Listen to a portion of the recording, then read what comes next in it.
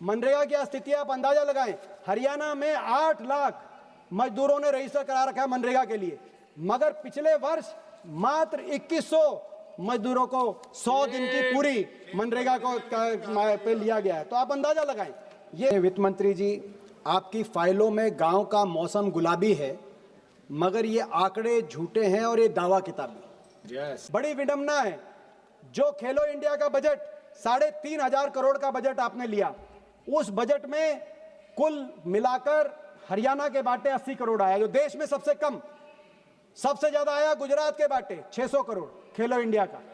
और जो प्रदेश देश में सबसे ज्यादा मेडल लेके आता है, 50% ओलंपिक, एशियाई, कॉमनवेल्थ के खेल हरियाणा खिलाड़ी लेके आते हैं।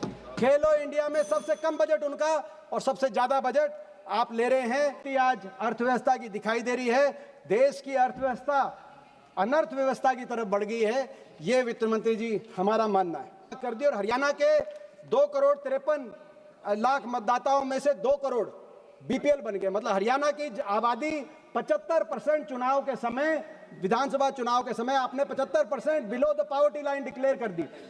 4-5 महीने तक उनको राशन दिया, बीपीएल के सारी सुविधाएं दी, और उसके बाद अब चुनाव के 1 साल के बाद आपने इनमें से आधे राशन कार्ड फिर काट दिए। कार्गो में 30% से ज्यादा अदानी का, कंटेनर में 50% से ज्यादा अदानी का, एयरपोर्ट में 30% से ज्यादा अदानी का, और जो मैंने आपको सिविल एविएशन और टेलीकॉम तो बता ही दिया।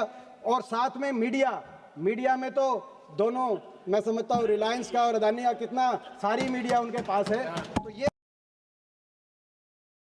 इससे पहले कि मैं सप्लीमेंट्री डिमांड्स पर के विषयों पर कुछ अपनी बात रखूं, उससे पहले अर्थव्यवस्था की मौजूदा हालात पर मैं कुछ कहना चाहूँगा। और मैं शुरू करूँगा वित्त मंत्री जी से ये कहकर कि माननीय वित्त मंत्री जी, आपकी फाइलों में गांव का मौसम गुलाबी है, मगर ये आंकड़े झूठे हैं और ये दावा किताबी। मैं इसीलिए कह रहा हूँ कि अभी आप देख रहे हैं सरकार बड़े जोर शोर से कह रही है कि पिछले क्वार्टर में इतनी ग्रोथ हुई इत्यादि, लेकिन वो जो ग्रोथ का आंकड़ा दिया गया है, जो विकास दर दी गई है, वो कितनी उस विश्वसनीय है कि नहीं विश्वसनीय, सबसे पहले तो इसी पे प्रश्न उठ रहे हैं। और केवल हमारे देश में नहीं, पूरे विश्व में उठ रहे। आईएमएफ ने सरकार की अकाउंटिंग को सी ग्रेड देने का कार्य किया है मात्र 15 दिन पहले। तो यानी कि आईएमएफ प्रश्न चिन्ह उठा रहा है कि सरकार कैसे अकाउंटिंग करके ये ग्रोथ रेट, विकास दर देश के सामने रख रही।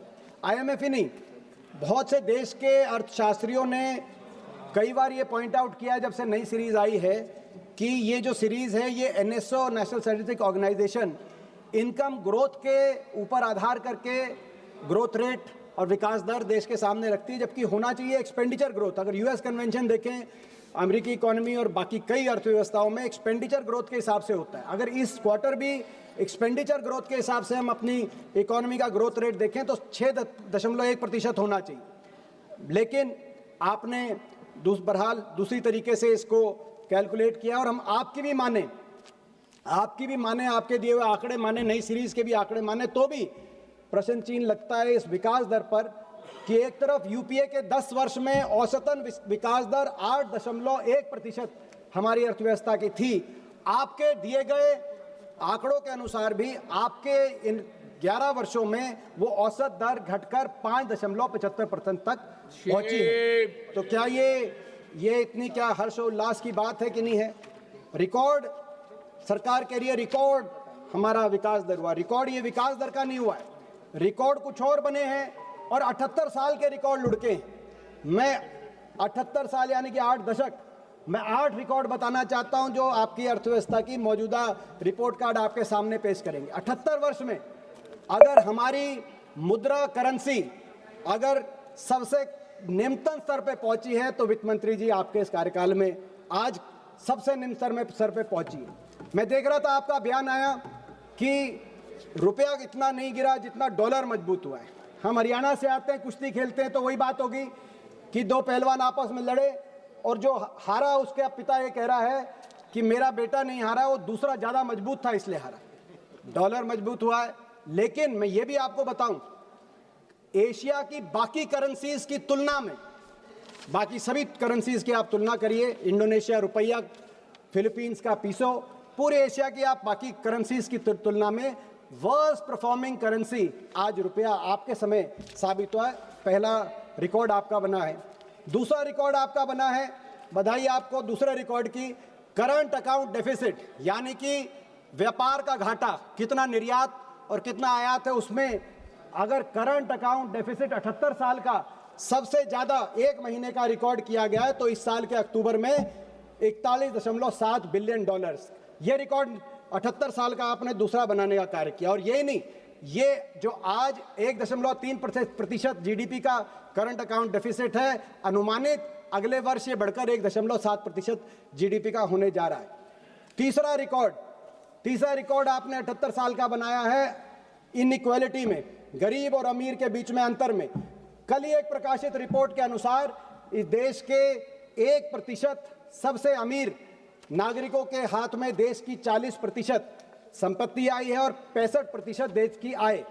1% जो सबसे अमीर भारतीय हैं, ये गरीब और अमीर में असमानता का 78 साल का ही नहीं, 100 साल का रिकॉर्ड। 1922 से आंकड़े, अर्थशास्त्री इन आंकड़ों को ध्यान देते हैं। 100 साल का गरीब और अमीर का अंतर आपने नया रिकॉर्ड बनाने का काम किया। एक और रिकॉर्ड जो पंकज चौधरी जी आपके एमओएस यहाँ पे उपस्थित हैं, उन द्वारा राज्यसभा में एक उत्तर दिया गया है, उनको बधाई भी देते हैं, उनका अच्छा आपकी पार्टी में पदोन्नति होने जा रही है।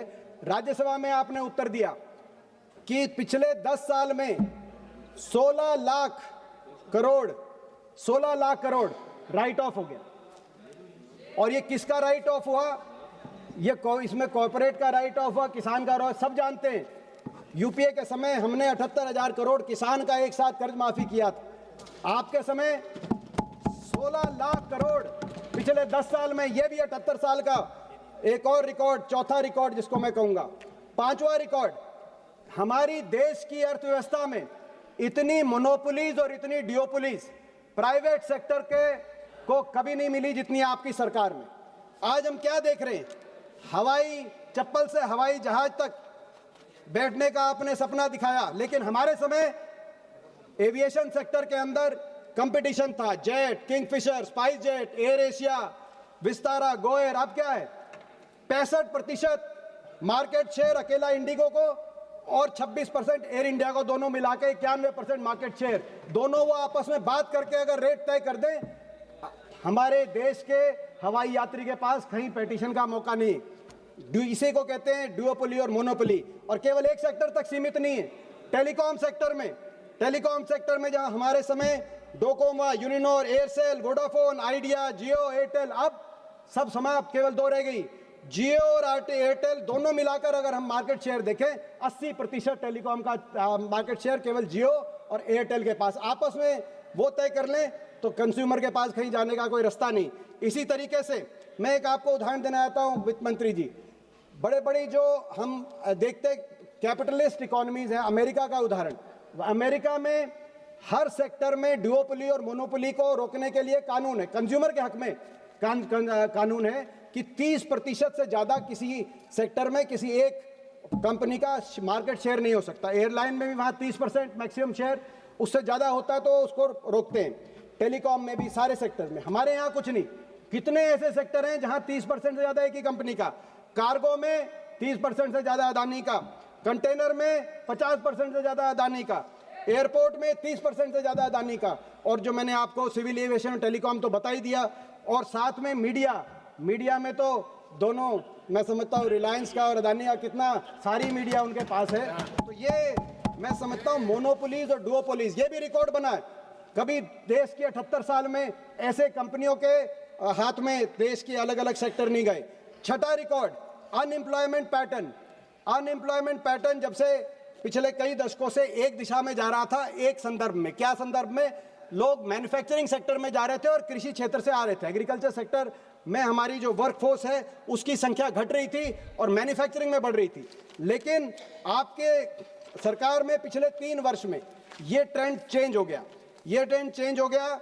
अगर पिछले 3 वर्ष में देखें तो मैन्युफैक्चरिंग सेक्टर में, जहां 2014 में यूपीए के टाइम में 12.8% लोग मैन्युफैक्चरिंग सेक्टर में काम करते थे, आज वो घटकर 11.5% ही मैन्युफैक्चरिंग सेक्टर में रह गए। और कृषि क्षेत्र के अंदर जो उस समय कृषि क्षेत्र में 42% 2014 में, आज वो बढ़कर 46% आ गए। यानी कि ये ट्रेंड बदल गया और लोग मैन्युफैक्चरिंग और सर्विस सेक्टर से वापस कृषि क्षेत्र के अंदर जो जा रहे हैं, ये मैं समझता हूँ बहुत चिंताजनक हमारे देश के लिए ये एक ट्रेंड है, जिसको जो मैन्युफैक्चरिंग सेक्टर को बढ़ाने देने की आप ये बात करते। इसके बाद हमारा एम्प्लॉयमेंट सातवां रिकॉर्ड, 6 रिकॉर्ड मैंने बताए, 78 साल के जो रिकॉर्ड बनाए आपने, 7वां रिकॉर्ड डेट। आज तक कभी देश की सरकार और सारे जितने हमारे प्रदेश की सरकारें हैं, सब पे मिलाकर इतना कर्जा नहीं चढ़ा। एक कहावत होती है गांव देहात में कि कर्ज लो और घी पियो, बाद की चिंता किसको करनी, जब ऊपर पहुंच जाएंगे। जो कर्ज लेके घी पीते हैं उनका क्या हाल होता है सब पता है सारी अर्थव्यवस्थाओं का। आपके समय इतना डेट हो गया। आज मौजूदा स्थिति यह है कि स्टेट्स और सेंटर को मिलाकर टोटल डेट हमारे देश में 82% जीडीपी का डेट है। और ये जितनी भी समकक्षीय हमारी अर्थव्यवस्थाएं हैं, जिसमें डेवलपिंग नेशंस आप कहिए या पर कैपिटा इनकम के हिसाब से जो समकक्षीय हैं, Philippines, Vietnam, Indonesia, Bangladesh, Sri Lanka, Pakistan, जितनी भी साउथ अफ्रीका, ब्राजील, अर्जेंटीना, किसी में भी 30-40% से डेट ज़्यादा नहीं है। डेवलप्ड इकोनॉमीज में इतना डेट होता है, अगर अमेरिका में, जापान की आप बात करें, क्योंकि वो एक स्तर तक पहुंच जाती है इकोनॉमी। मगर हमारी देश की अर्थव्यवस्था और ये डेट जो है, ये डेट अब रिसेंटली आप डेट किस बात के लिए ले रहे हैं? चुनाव जीतने के लिए डेट ले रहे हैं। बिहार में मतलब आप कर्जा ले रहे हैं और चुनाव जीतने के लिए कर्जा ले रहे हैं। बिहार में आपने क्या किया? मैं हरियाणा का बताना चाहता हूं।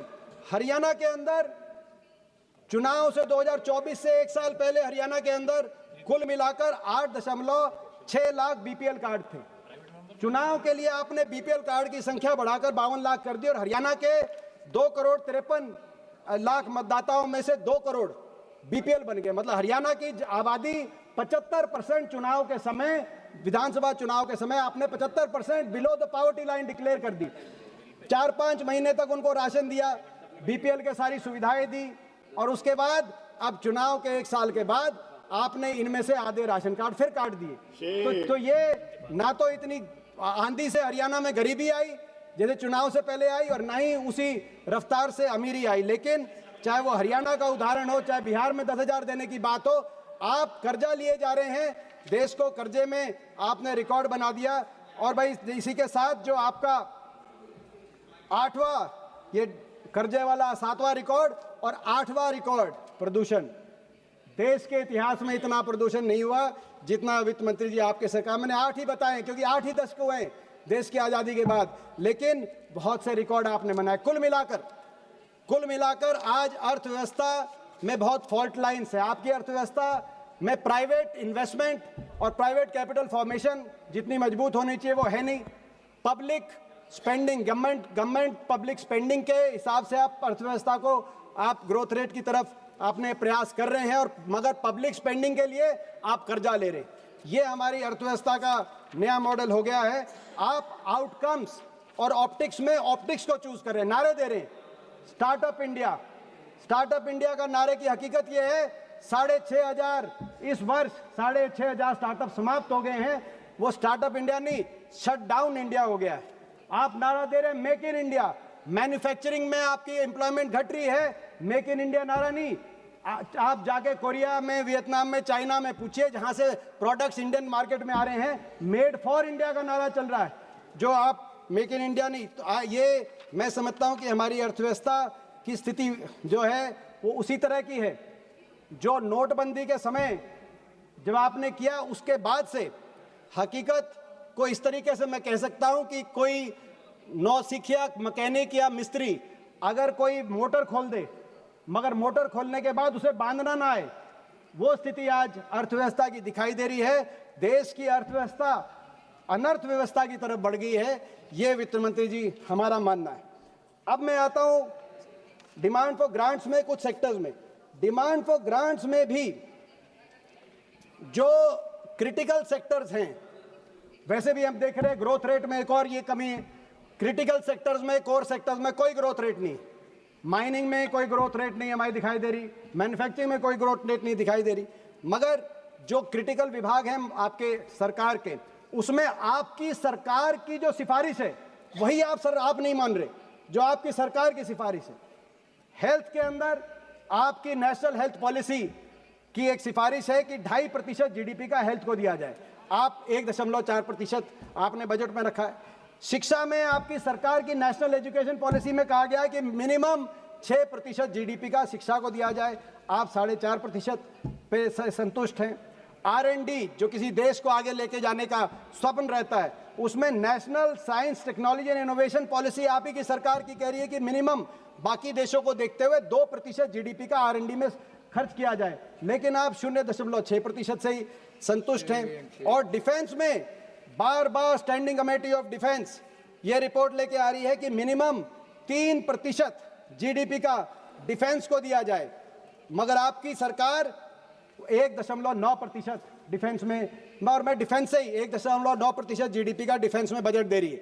मैं डिफेंस में थोड़ा और खोल के कहना चाहूंगा, क्योंकि अभी ऑपरेशन सिंदूर देखा, हमने देखा कैसे पाकिस्तान और चीन एक होकर हमारे देश के कुछ जिस प्रकार से कुछ चुनौती का हमारे देश की फौज ने उनकी चुनौती को हराने का, परास्त करने का अपने पराक्रम से काम किया, मगर वो दोनों एक होकर चल रहे। डिफेंस में मैं कहना चाहूंगा 1962 के बाद मैं सदन के संज्ञान में लाना चाहूंगा, सबसे कम डिफेंस अगर बजट जीडीपी के प्रतिशत में, तो वो 1.9% पिछले साल आपकी सरकार ने डिफेंस में खर्च। 1962 से हमारा डिफेंस बजट हमेशा 2% से ऊपर रहा। 2013-14 में, ये आपकी स्टैंडिंग कमेटी की रिपोर्ट है किरण जी, 2013-14 में 2.5% जीडीपी का हम डिफेंस पे खर्च कर रहे थे। वो धीरे धीरे घट के 2.5 से पहले 2 आया, 2 से 1.9, पिछले 2 साल से ये 1.9 और 1.5। मगर इसमें और भी चिंता की बात ये,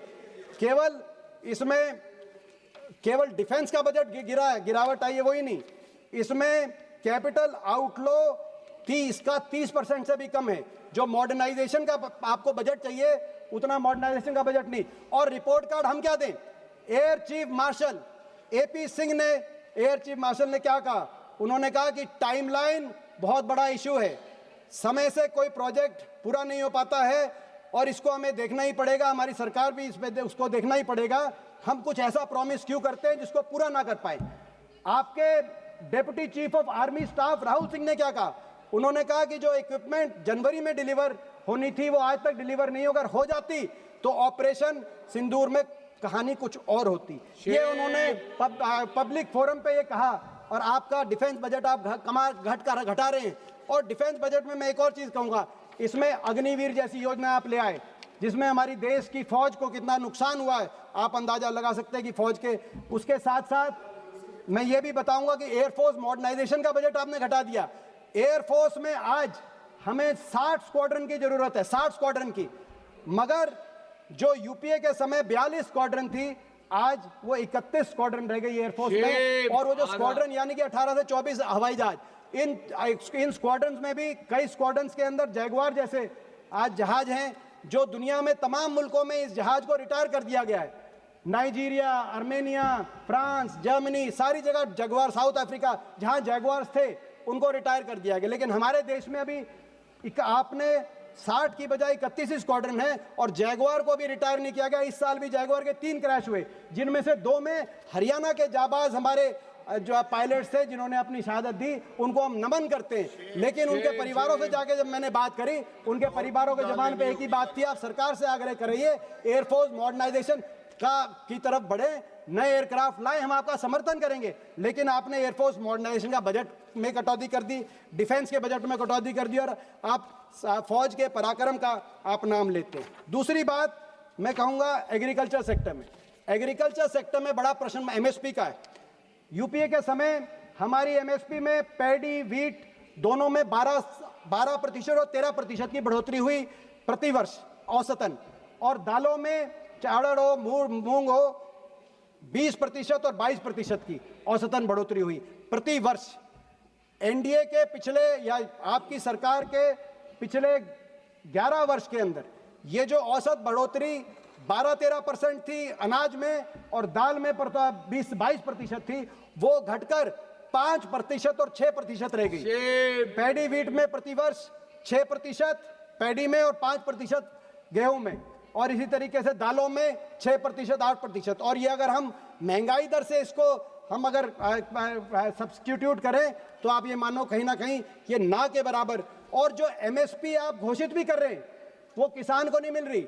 इस साल आपने धान पर 2390 रुपए की आपने एमएसपी डिक्लेयर करी, न्यूनतम समर्थन मूल्य, लेकिन हरियाणा की मंडियों में आप जाके देखिए धान 1500 और 1500 से 2000 तक धान में एमएसपी से कम मूल्य मिला। बाजरा में आपने इस वर्ष एमएसपी न्यूनतम समर्थन मूल्य 2250 का, मगर बाजरा बिका 1800 का, 1900 का, कई जगह बाजरे पे एमएसपी भी नहीं मिली। कपास में आपने एमएसपी डिक्लेयर करी 8100 की, मगर मंडी में 6500 और 7200 की आपकी एमएसपी से कम में कपास देने को मजबूर किसान हुआ। तो आज एमएसपी मिल नहीं रही, जितनी आप बढ़ा रहे हो जितना यूपीए के समय का था उससे आधे से कम आप बढ़ा रहे हो प्रतिवर्ष, और जितनी बढ़ा के आप घोषित भी कर रहे हो, कितने किसान को मिल रही है वो आपको हरियाणा का किसान बता देगा, बाकी देश का किसान बता देगा। खाद के लिए आप डिमांड्स पर ग्रांट में और लेके आए कि खाद आपको देंगे। मैं एक और बात कहना चाहूँ, आप आत्मनिर्भर की भारत की बात करते हैं, कपास की बता रहा हूँ। कपास में इस वर्ष आपने 11% की इंपोर्ट ड्यूटी खत्म कर दी कपास में, विदेश से कपास आ रहा है, और हमारे देश के कपास का जो पैदावार करता है किसान, उनको न्यूनतम समर्थन मूल्य भी नहीं मिल रहा। ये आत्मनिर्भर भारत का आप मॉडल देश के सामने रख रहे हैं। इसी तरीके से खाद की बात है, लगातार पूरे देश में हम देख रहे हैं, हरियाणा में देख रहे हैं, खाद थानों में बिक रही है। हरियाणा में तो जो लाइन लग के उसमें कभी लाठीचार्ज होता है और अपने किसान को अपने हाथ पे एक मोहर लगवाती है सरकार कि भाई ये लाइन में लगा हुआ है। तो ये क्या जो है, मैं समझता हूं कि कृषि क्षेत्र में दूसरी बात आती है मजदूर की, किसान और मजदूर। हमारे साथी ने एक प्रश्न पूछा था लोकसभा में, उसका कल जो है इस हफ्ते उसका उत्तर मिला। उस प्रश्न के अनुसार मनरेगा की क्या स्थिति है, मैंने किसान की बात करी, मैं मजदूर की भी बताऊंगा आपको। मनरेगा की स्थिति आप अंदाजा लगाएं, हरियाणा में 8 लाख मजदूरों ने रजिस्टर करा रखा है मनरेगा के लिए, मगर पिछले वर्ष मात्र 2100 मजदूरों को 100 दिन की पूरी मनरेगा को पे लिया गया है। तो आप अंदाजा लगाएं ये स्थिति। इसके बाद मैं तीसरा विषय लेना चाहूंगा स्पोर्ट्स का, खेल का। खेल में बड़े विडंबना है, किरण रिजिजू जी हमारे मंत्री, खेल के मंत्री भी रहे, वो भी सुने, बड़ी विडंबना है। जो खेलो इंडिया का बजट 3500 करोड़ का बजट आपने लिया, उस बजट में कुल मिलाकर हरियाणा के बाटे 80 करोड़ आया, जो देश में सबसे कम। सबसे ज्यादा आया गुजरात के बाटे 600 करोड़ खेलो इंडिया का। और जो प्रदेश देश में सबसे ज्यादा मेडल लेके आता है, 50% ओलंपिक, एशियाई, कॉमनवेल्थ के खेल हरियाणा खिलाड़ी लेके आते हैं। खेलो इंडिया में सबसे कम बजट उनका और सबसे ज्यादा बजट आप ले रहे हैं गुजरात का। और कॉमनवेल्थ खेल कहाँ हो रहे हैं? गुजरात में। लाखों करोड़ वहां खर्चे जाएंगे अहमदाबाद में, और अब तो गृह मंत्री जी कह रहे हैं कि ओलंपिक खेल भी वहां कराएंगे। मेरी मांग है सरकार से कि इसमें हरियाणा को कोहोस्ट के रूप में लिया जाए। भूपेंद्र यादव जी यहाँ मौजूद हैं, उनसे भी मैं कहना चाहता हूँ, धर्मेंद्र जी भी प्रभारी रहे हरियाणा के, उनको भी पता हरियाणा के बारे में। हरियाणा को कोहोस्ट कम से कम आप लिए तो होस्ट कराना चाहिए था, ताकि ये लाखों करोड़ में से कुछ हरियाणा के खेल इंफ्रास्ट्रक्चर पे भी खर्च हो। आपने देखा हमारे खिलाड़ी कैसे बास्केटबॉल कोर्ट्स के अंदर हमारे खिलाड़ियों की जान तक जा रही है, इतना दुर्दशा है खेल ढांचे की।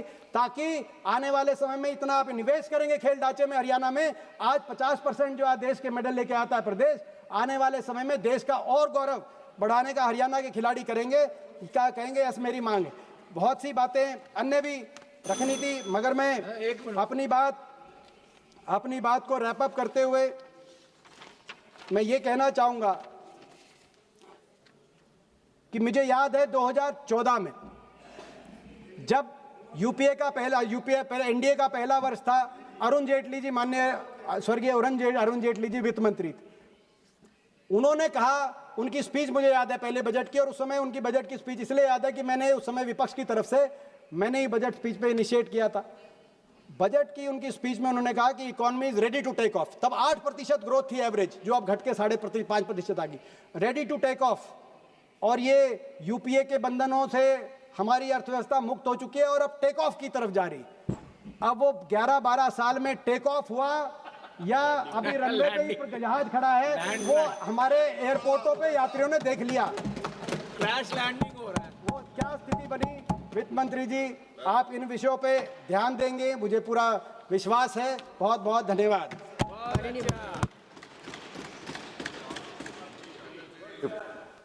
अब हम लोग ध्यान से सुन रहे थे। उनका पहला जो भाषण हुआ, मीडियम भाषण था, वो भी मैंने सुना 2005 में।